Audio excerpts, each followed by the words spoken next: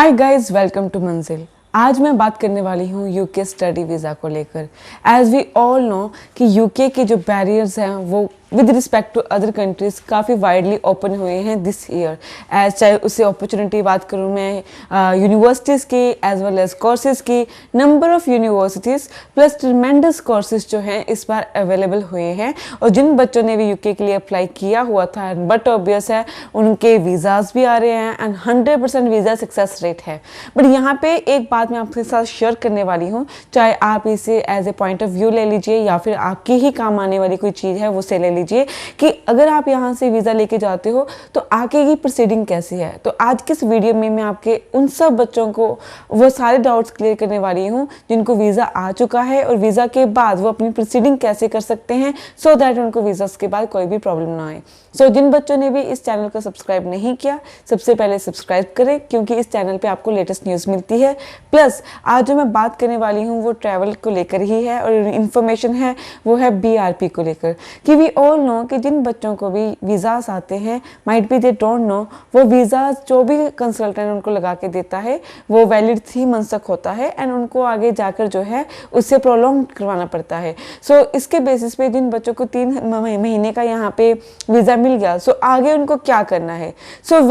आगे की बात ये है कि जो वीज़ा वी ऑल नो कि वो 3 महीने के लिए जो है वो वैलिड होता है। वो जस्ट एक एंट्री पर्पस होता है हमारी तरफ से कि हमारा जो बच्चा है या किसी का भी स्टूडेंट जो है वो इनको एंट्री मिल चुकी है यूके में एंड फर्दर जो उनकी आगे की वीज़ास प्रोसीजर्स लगा लीजिए या उनकी प्रोलॉन्गेशन लगा लीजिए, तो उनकी जो आगे वीज़ाज़ हैं उनको यूनिवर्सिटीज़ या फिर इंस्टीट्यूट जहाँ पे वो स्टडी करने वाले हैं या अबाउट टू स्टडी हैं तो उनको वहाँ से जो है एक्सटेंडेड वीज़ा जो है अप्लाई करना पड़ता है और वहीं से उनको मिलता है।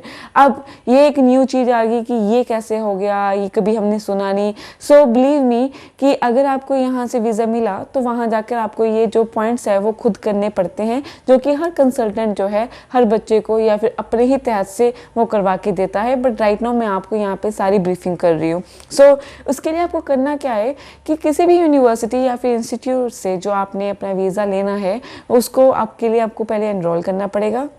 जब आप एनरोल कर लोगे उसके बाद जो है आपका बीआरपी जनरेट हो जाएगा। अब यहाँ पे है कि उस बीआरपी में आपको सब कुछ इंक्लूडेड होगा कि आपकी स्टार्ट डेट कब हुई है, आपकी एंड डेट कब है या फिर आपका वीज़ा कब एक्सपायर होने वाला है, उसकी ड्यू डेट्स भी होंगी, कितना टाइम आपके पास है अभी सो दैट आप अपना जो वीज़ा है वो रीवैलिड करवा लीजिए या फिर उसको एक्सपायर होने से पहले ही जो है उसे सस्टेन कर लीजिए। ये सच जो इन्फॉर्मेशन हैं ये बीआरपी में आपकी होती हैं। बेसिकली ये आपको यूनिवर्सिटी और इंस्टीट्यूट से मिलता है जहाँ पे आपने एनरोल किया होगा और उसके अबाउट आप स्टडी करने वाले होंगे तो वहाँ से आप मिल जाएगा। अब यहाँ पे बात करूँ कि उसके बाद हमें कैसे करना है, ये बीआरपी हमें यूनिवर्सिटी कैसे करेंगे। फर्स्टली जिस भी आप यूनिवर्सिटी के लिए अप्लाई किए हुए हो तो वहाँ पे जाके आप पहले एनरोल करोगे, उसके बाद जो है वो आपका बीआरपी जनरेट करेंगे। उसके बाद क्या होगा कि जहाँ पे भी आपका यूके का न्यू एड्रेस होगा वो आपको उनको देना पड़ेगा जहाँ पे आप रहने वाले हो। वो न्यू एड्रेस जो है उनको रजिस्टर कराने के बाद जो आपका जो बीआरपी है वो आपको सेंड कर देंगे आपके एड्रेस पे। अब यहाँ पे अनदर क्वेरी आती है कि कितने दिनों में जो है ये बीआरपी आपको जनरेट होकर आ जाता है। It's a matter of days, क्योंकि वी ऑल नो कि अगर यहाँ से हम सारे प्रोसीजर्स करके चलते हैं इट डजंट मीन कि हमें वहाँ जाके कोई भी प्रोसीडिंग नहीं करनी पड़ती। तो यहाँ पे अगर प्रोसीजर्स हैं तो वहाँ पे भी प्रोसीजर्स हैं, तो वहाँ पे आपको एटलीस्ट 2 और 3 डेज में आपकी जो न्यू एड्रेस है वो रजिस्टर कर दिया तो उसके 2 से 3 दिन में जो है आपको आपका जो बीआरपी है मतलब एक्सटेंडेड जो वीज़ा है आपको वो आपको मिल जाएगा। अब यहाँ पे बात आती है कि जो स्पाउस के ऊपर डिपेंडेंट है या फिर स्पाउस केस पर जाने वाले हैं क्या उनके लिए सेम प्रोसीडिंग है। तो यहाँ पे मैं आपको क्लैरिफाई करना चाहती हूँ कि जो भी बच्चे जो हैं या फिर जो भी स्टूडेंट्स जो हैं एलिजिबल हो चुके हैं स्पाउस के लिए तो उनके लिए ये सेम प्रोसीडिंग नहीं है। उनका बीआरपी जो है उन्हें यूनिवर्सिटी या फिर इंस्टीट्यूट से नहीं मिलेगा। उनके लिए एक अलग प्रोसीजर है। उसके लिए फॉलोअप्स ये हैं कि जो भी डिपेंडेंट जो है जहाँ पे भी वो यूके की किसी भी लोकेशन पे जा रहा है तो वहाँ पे ऑलरेडी उसकी वाइफ या फिर हस्बैंड रहते होंगे।